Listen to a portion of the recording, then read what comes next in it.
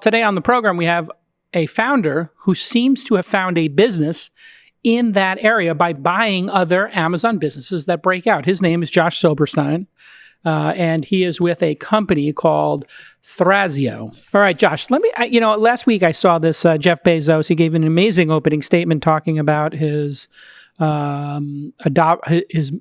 mother, his adopted father, or the father who adopted him, and just his rags to riches story. And he talked about how, hey, we have this third-party ecosystem, and people internally didn't want us to create it.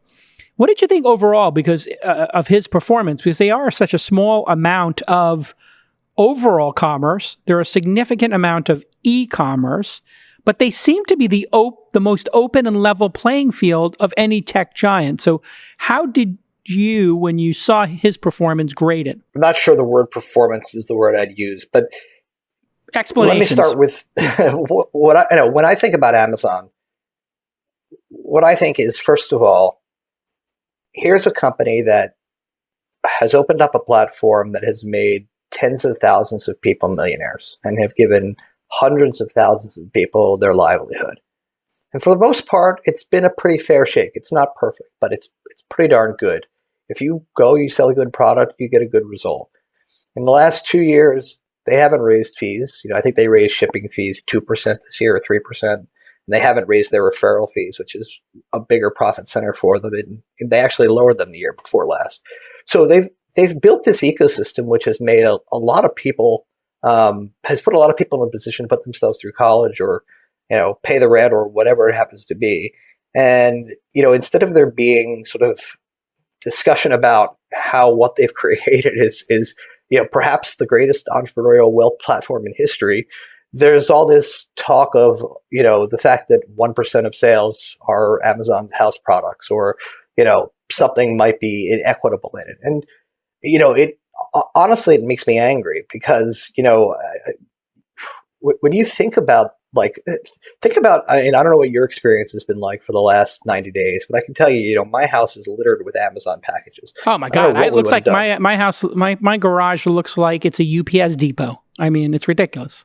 All right. So you've got somebody somewhere managing a nationwide set of distribution centers where people potentially get sick with people who have real families, real causes, real lives. And somehow or other, in the midst of a world in which everybody else is shutting down, you're staying open and you're delivering products to every family in America. Everybody in America is getting some large percentage of what they need from Amazon, right? And what you don't see on the front pages of the newspapers is, thank God for Amazon. Thank you, capitalism is right? What we should be saying. We're simpatico on this. We are so cynical now that we look at Jeff Bezos' net worth and forget about the net contribution he's made to entrepreneurship and all of those millionaires you're talking about and all that opportunity. He could, at the snap of his fingers, turn off the third-party program or have never approved it. We should be thanking him and for what he's built. And it drives prices lower, right? You have the most at stake, and you appreciate him enough to build a giant business on top of his platform. Look, I mean, I'm obviously thankful for what Amazon has done because it's enabled us to do what we've done. But even before that, I was a consumer. You buy something on Amazon, it costs less than it would have cost you elsewhere. There was a study somewhere, I can't remember, I think it was one of the feds, that said that, maybe 100 or 120 basis points of inflation were taken away because of Amazon's pricing. Think about that. Everybody in the United States paying 1% less for everything they buy, for 10 years. It's huge. It's a gift. Mentioned. Well, and this is why we can't understand why inflation doesn't arrive on American shores. And I think you and I are of similar ages. I mean, in the 80s, you could buy a pair of jeans for $20, $30. And now here we are in 2020, and you can buy a pair of jeans for $20. Like, what has happened in the world? I mean, while education and housing and healthcare, all of them highly regulated, have gone, up extraordinary percentages to the point at which nobody can afford college, healthcare, or a home. Then you look at goods and services. They're the only thing that have gotten cheaper. I mean, what does a flat panel cost today? A flat panel TV is like $200, and it used to be $2,000. You're carrying a computer in your pocket that's more powerful than anything existed 5 years ago. We're going to talk to Gary Beasley, who's from Roofstock, and he's got an interesting take on housing. And it's very interesting to have you here on the podcast, Gary, because we're taping this during a pandemic. And I was listening to a podcast you did on some niche real estate podcast, and you were talking in November of 2019 about, there could be a downturn at some point. If that happens, here's what's here's my views on the world. So welcome to the podcast. And my first question is, are we in an acute housing downturn right now? It's July, end of July 2020 when we're taping this. This will come out in August 2020. Not yet. I think what we're seeing is almost the opposite. It's defying gravity a little bit, Jason. It's a little bit like the stock market, which today seems a little bit disconnected to the real economy. What you're seeing in housing is, for the most part, especially if you get out of the urban areas and the high end, prices have really held up quite well. You're still seeing price increases, very low inventory. And so that shortage of supply and the low interest rates are really contributing to, I think, still a more of a bull housing market, more like 3.5, 4 months of supply, not 6, which might be more of an equilibrium. So I would say we're going to have to wait and see how things transpire over the next 6 to 12 months, because I think there are some offsetting effects that will be at play, and we'll see which dominate. So if one of your best friends, not even one of them, your absolute best friend came to you and said, hey, I got money, I want to invest in, a property.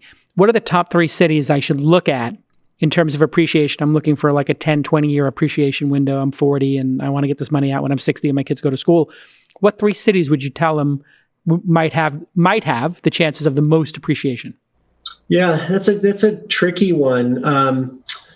I personally am very bullish on Austin for lots of reasons. I think you continue to see a lot of in-migration there, and I think there's a lot to like about Phoenix as well. Over the long term, even though there is an awful lot of land there. That's the one thing I do worry about a little bit with Phoenix. But there's a pretty diversified job base there as well. And then, I think you think about, I also personally am bullish on Atlanta long term, because I think it's, when you look at the Southeast and a major kind of employment hub that has high quality of life, great airlift, still very low cost. I think those are all interesting cities, and those are all pretty popular today with investors, I think for good reason. But I think all good long-term plays. Awesome. Yeah, Austin would have been on my list for sure, but not Atlanta. I wasn't aware of that. I know people say Nashville and Florida, Nashville's Nevada. Great too. Yeah. I love Nashville. It's run up quite a bit, so the yields are definitely lower than you'd see in Atlanta. But I am bullish on Nashville as well. That would be in my top probably 5. I'm really excited about today's podcast because I've got 2 of the smartest people in podcasting, and one of them makes the greatest podcasting app, in my opinion. His name is Marco Arment, and he created the Overcast podcasting app. Also on the program today is Dan Granger, and he runs a firm called Oxford Road. Now, if you're a civilian podcast listener, you may not know what that is. And so I brought both of these gentlemen on the podcast, one from the standard side and the consumer consumption side, and one from the business side in terms of advertising, to talk about the state of podcasting in 2020. Marco, when you saw the announcement that Joe Rogan had his show, I believe, licensed, not bought, for what looks like $50, $100 million for some number of years. I don't think all the details are out. You were like, F this, I think, on Twitter was your quote. Explain why that is so problematic to you and to the industry. The main thing is that podcasting has gotten to where it is and is as great and awesome as it is for all the reasons that anybody who's ever heard of RSS should already be familiar with. It's this wonderful open ecosystem with a wide variety of producers and consuming apps, and this great ecosystem that isn't controlled by a single entity for the most part. Apple's kind of an asterisk in certain ways, but for the most part, it's not really controlled by an individual entity. And you can compare it to something like YouTube, where if you want to make video that matters at all today, it has to be on YouTube, basically. And so that you have this one company, this one platform controlling by far, like the majority of this really important medium. And you look at doing stuff on the web. And if you do stuff on the web, you are really beholden to Facebook for traffic, and you're really beholden to Google for for inbound search. And so you have these these couple of massive companies that control a massive part of your business. And like in the case of YouTube, it's even worse than the web because you have to do all of your business on their platform as well. And podcasting doesn't have that right now, and it never has. Apple has been the directory of choice, and Apple still has the largest app to consume podcasts, but they have really been fairly benevolent in their ruling of podcasts. They've really taken a very light hand to it and have really embraced and empowered the open ecosystem as much as they really could. So this one company having this massive share hasn't really been a problem for us. And then everybody who's not Apple is all kind of working in the same ecosystem for the most part. And then the difference is that Spotify did what a few other companies have tried to do before and have met with mixed success, which is to kind of create a walled garden of podcasts that tries to become the default way people listen to podcasts. And that normally wouldn't go very far, but the difference here is that with a combination of Spotify's immense existing market share of people listening to music using their apps, and also an immense amount of money they've put into it, Spotify has been able to not only acquire a pretty big chunk of market share pretty quickly, but although it's not as big as most people think it is, but it is still a substantial market share. But also they've been able to now really put a pretty big push of buying exclusive content for Spotify. Right. And this is where it becomes tricky, because if you're just trying to get listeners, then everyone's still playing on basically the same footing. Everyone's still, there have been a couple of premium services before that had exclusive content, but they weren't very big. They didn't go very far.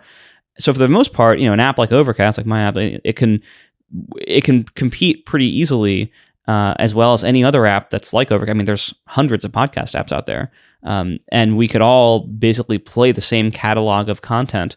And so it's this wonderful ecosystem of all this creativity and all these wonderful tools and different apps for different preferences. It's, with a few exceptions, very privacy respective, very creator friendly. It puts a lot of control in the creator's hands. To me, this is another domino to fall that, for those of us that have been working in this field for a long time, a decade or longer, some of us, it's been getting gentrified for a while. And, I think to some extent this harkens back to like Howard Stern moving from terrestrial radio to Sirius, or XM at the time.